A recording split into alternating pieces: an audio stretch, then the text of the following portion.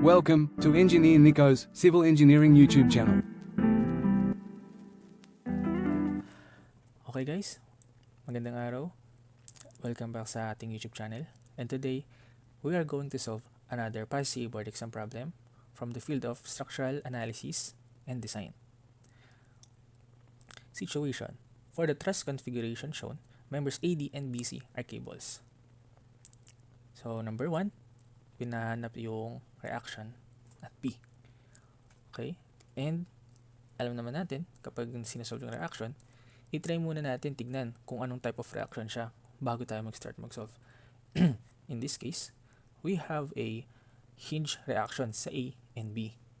So, ibig sabihin, kung hinge reaction yan, meron tayong 2 horizontal and vertical reactions. Okay? Pangalanan ko tong si AV for the vertical reaction at A. And mag-a-assume lang tayo ng direction niya. In this case, assume ko na pa kanan. Bakit? Nakikita nyo kasi guys, dito sa ating figure, na meron tayong horizontal force papuntang kaliwa. So, I will assume na lalabanan ni horizontal force A and B yung force na ito. So, lagay natin A, H. Ganun din dito guys. Okay lang mag-assume tayo sa simula. And then, B. Now, ilagay ko na din yung mga forces para hindi tayo malito. Now, ano ang gagawin natin para ma-solve yung reaction sa B? So, in this case, mag-moment tayo sa point A to eliminate the reaction AH and AV. And at the same time, if we will extend the line of action of BH, makikita natin na dadaan siya sa point A. So, the force BH will be also cancelled. Sum up tayo ng forces at point A equals 0. Clockwise, positive. Okay? Nakalagay na rin pala dito guys yung mga sukat. Si A, B, and C. So, i-moment natin si force P, yung unang force P, 10. And the perpendicular distance from point A is 1.5 based on the figure. Plus 10 times ang ating moment arm. Ang moment arm nito guys is 1.5 ito plus 4. Yun yung perpendicular distance niya. And isulat ko na 5.5 dito para hindi na humaba yung formula. And then, ano pa ba? Itong 6, di ba? Counterclockwise siya. Kaya naman 6 times the moment arm is yung C kasi yun yung perpendicular distance niya sa A, which is 6 meters. And ating vertical reaction sa B na may moment arm na, okay, pag-add natin to 1.5 plus 4 plus 1.5. So parang 4 plus 3 is equals to 7. Okay? Equals 0. Now, napakadali lang. Pwede tayo mag-shift solve. Kaya naman, ito-type lang natin yan.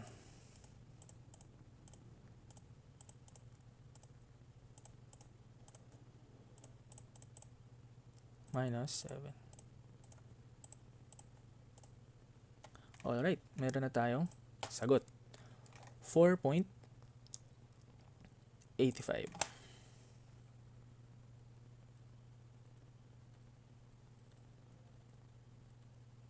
Or 4.86. Yun ba yung sagot? Ayun. Hindi pa yan yung sagot natin guys. Pwede kang matrap ni Ma'am Praxi. Ayun no, nilagay niya 4.86. Bakit? Ang hinahanap guys, calculate the reaction. So yung total reaction natin sa B. Okay, and dito na magiging challenging yung tanong. Bakit guys? Kasi tingnan natin, no? Kapag nag-sum up tayo ng forces along the horizontal axis, ano mapapansin nyo guys? So meron tayong AH plus BH is equals to 6, di ba? Hindi ka na ngayon makakahanap ng way para mahanap natin si BH kahit na mag-summation ka pa ng moment, no, vertically. Kasi guys, itong tatlong equations of equilibrium, isang beses mo siya pwede magamit sa isang free body diagram. Nagigets ba yun? Ngayon guys, anong mangyayari? Okay. Ganito kasi ang way na pag-solve ng mga ganyan. So, maglagay ako dito ng note. Yan. Cables can only resist what? Ano lang ba yung, saan ba malakas yung cable? Diba sa tension. Alright? So, in this case, kapag ina-analyze natin tong figure, isa sa cable na to, cable BC or cable AD, ay zero force member. Okay ba yun? Now, paano mo malaman? Okay, steps to compute mga ganitong type ng problem. Okay? Step 1, treat all cables like a member. Okay? Ititreat mo yung cable na yan na parang member siya ng truss. Okay? For example, ito, this one is a member. Diba? Member yan ng truss. Next. Wait lang, burahin natin. Next, number 2. If ang lumabas sa reaction, if ang lumabas sa force ng cable na yun is compression, siya si zero force. Nagigets ba yun? Pero guys, in this case, sa board exam problem na ito, hindi mo ma-solve kung compression siya o hindi. Bakit guys? Because if ginawa mo to, treat all cables like a member, magiging member yan, magiging indeterminate ang ating structure. Kaya naman, pwede natin gamitin yung isang way, which is yung mag-a-assume tayo. Okay ba yun? Okay lang? Nagigets? So, burahin ko muna ito. I hope na take note nyo na yan para maluwag yung solution natin. Ayan. So, si vertical reaction ni B, hayaan lang muna natin siya dyan. Now, mag-focus tayo dito sa figure. So, burahin ko muna itong mga ibang nakasulat para madaling ma-analyze. Kung mapapansin nyo, kapag in-apply natin itong mga load na to, itong load 10, dalawang 10, parehas silang matitension, di ba? But, when we add this horizontal force na 6 kN pakaliwa, ano sa tingin nyo? Mangyayari guys. Cable BC will be subjected to tension. Hindi ba? Kasi pag tinulak mo siya pakaliwa, mahahatak siya. And then, simultaneously, while member BC is experiencing tension, si member AD naman is what? Will experience compression. At doon na natin i-apply yung steps natin kanina na kung ang cable ay magde-develop ng compressive force, internal compressive force, we will treat that as a zero force member. Bakit? Kasi nga guys, hindi kayang saluhin ni cable ang mga compressive forces. Okay? I hope nagigets. Kaya naman guys, since alam na natin kung sino yung cable na pwede nating i-treat as a zero force member, let us redraw the figure. Ayan guys. So, redraw natin yung figure na tinanggalan natin si cable AD. Now, itong structure na ito, itong figure na ito, this is now a determinate structure. Alright? Nagigets ba yun? Bakit guys? Kasi, pwede na tayo method of joints or method of sections sa pag-solve. So, patunayan muna natin na indeterminate structure siya. No? Balik tayo dito sa first na figure. Hindi ba? To compute for determinacy of truss, we have this formula. R plus M. And then, we have the 2J. No? R stands for the reactions, M for members, and J for joints. Diba, i-compare natin kung less than, greater than, or equal. Kapag greater than itong side na to, indeterminate. Kapag equal, determinate. So, let's compute. Ilan ba yung reactions natin, guys? Since we have a 2-pin support, meron tayong 4 reactions. Now, members. No, bilangin natin kung ilan yung members natin. 1, 2, 3. Now, di ba sabi ko, i-treat muna natin sila sa simula as a member. So, we have additional 2 members. Guys, hindi ito 1, 2, 3, 4 na members. Bakit? Kasi alam natin na yung cable, diretso siya nakakabit doon. So, we have a total of 5 members. And let's count for the joints. 1, 2, 3, 4. Now guys, this one here, isa ba yung joint o hindi? Hindi ba? Hindi siya joint. Intersection lang siya ng dalawang cable. So, ibig sabihin, meron pala tayong 4 na joints.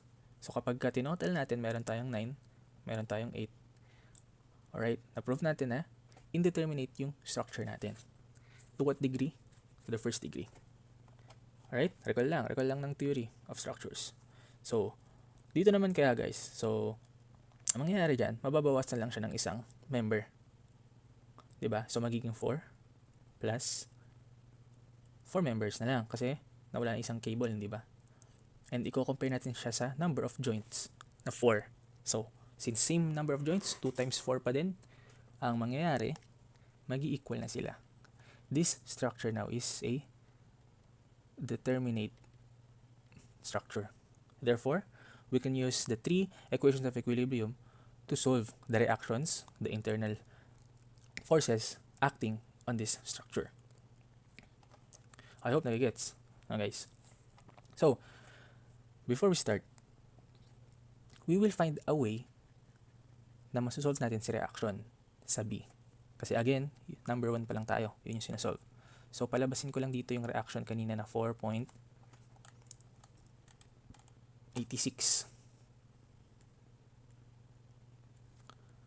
Okay? We have 10 kilonewton here and 6 kilonewton dito.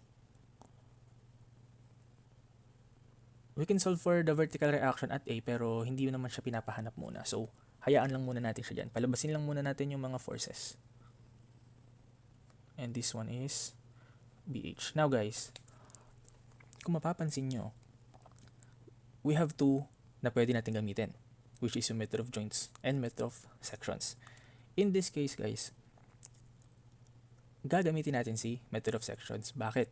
Kasi kung mapapansin nyo guys, kung magme-method of joints tayo, pwede tayo mag-start dito. And then, pupunta dito sa joint B. Pero, mas mahaba siya. Kaya naman, board exam approach, kung ano yung mas mabilis, mas convenient, yun yung gagamitin nyo guys. I will use method of sections and analyze this part. So, ikakat ko siya dyan guys. Let's say ito yung section AA. And I will analyze the right part of the truss. Alright guys, so nag-prepare ako dito ng panibagong illustration to show kung paano natin siya hinati. Since hinati natin siya, lalabas yung internal forces kay member CD and cable CB. Now, ano pwede natin gawin? So, isulat ko lang ulit.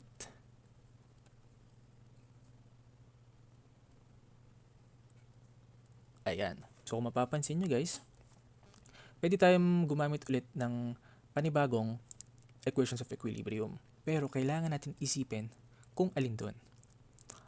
Kapag gumamit ba tayo ng summation ng forces vertically, makukuha ba natin si BH? Siyempre hindi.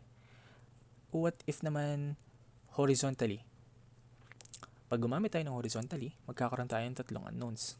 Si force CD, si horizontal component ni tension CB, and si force BH. Kaya, meron na lang tayong isang way kung paano to isolve, which is yung mag-moment tayo. Now, mag-moment, pero saang point? Okay? Tulad ng ginawa natin kanina to solve for the vertical component of reaction B, saan ba tayo nag-moment?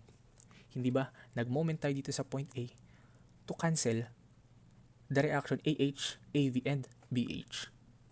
Ngayon, dito naman sa case na ito, pwede tayong mag-moment. Actually guys, pwede naman talaga tayong mag-moment at any point. Okay? Basta it will satisfy the equilibrium. Now, anong ibig ko sabihin? Ayan guys, ito yung ibig kong sabihin. So, when you are trying to solve and you will use the summation of moments, try to pick a point, no? Try to choose a point kung saan mas marami kang force na mai-eliminate. Okay, gaya nga ng sabi ko dati guys, if the line of action of the force will go through the point of moment, wala siyang moment doon. In this case guys, ito si point C. 'Di ba? Siya si point C. Ano napapansin nyo, no? Pinroject ko yung line of action nitong tension and nitong force CD papuntang point C kasi dun sila nag-intersect guys. So, pwede mo yung gamitin as point kung saan ka magmo-moment. Kasi kung makikita nyo, alin forces ang makakancel dyan? Si force CD, tension CB. And guys, may additional, ito, si horizontal force na 6 kN. Diba? And, kung hindi dito rin tayo magmo-moment, distinguish. What do I mean by distinguish yung pwesto niya? Guys, etong sukat pa rin na yan is still yung B. Ito yan guys, so naka-project lang. Okay ba yun? Nagigets yung ginagawa nating technique. So, pwede nyo yan gamitin guys sa ibang mga problems. Burahin ko to guys and let's try to solve kung ano na talaga yung reaction. Alright, so, summation tayo ng moment at point C. Dito ko na lang siya isulat guys. Equals 0. Ganun lang ulit, clockwise is positive. Alright, so isulat ko lang ulit guys yung mga forces. 10, this one is 6. Okay, so let's start. So moment natin si 10 clockwise and ang kanyang distance is B, which is 4. Diba? Sa problem natin. And ano pa guys, yung vertical reaction ni B, which is 4.86 na magkakos ng counterclockwise moment. And ang moment arm niya is B plus A, which is yung 4 and 1.5. Kaya gawin na natin 5.5. Yan, si BH guys, ang assumption natin sa kanya is pakanan. So, ituloy lang natin yung assumption natin dito, which is kung pakanan siya, magkakos siya ng counterclockwise rotation. And may moment arm siya na 6 kasi guys, ito yung moment arm niya. Ayan. And this distance is denoted as the C, which is 6 meters. So, burahin ko na siya guys para hindi siya makaharang sa solution. Ayan. And computing for BH,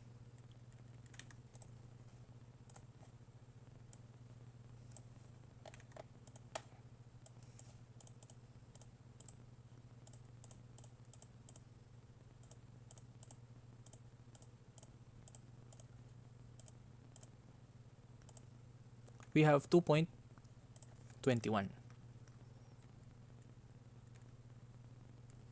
kilonewton. And ngayon, we can totally solve for the reaction at B na hinahanap sa first question, which is, syempre, Pythagorean theorem.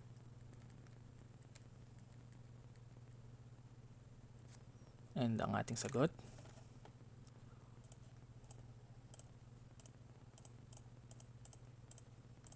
is 5.34.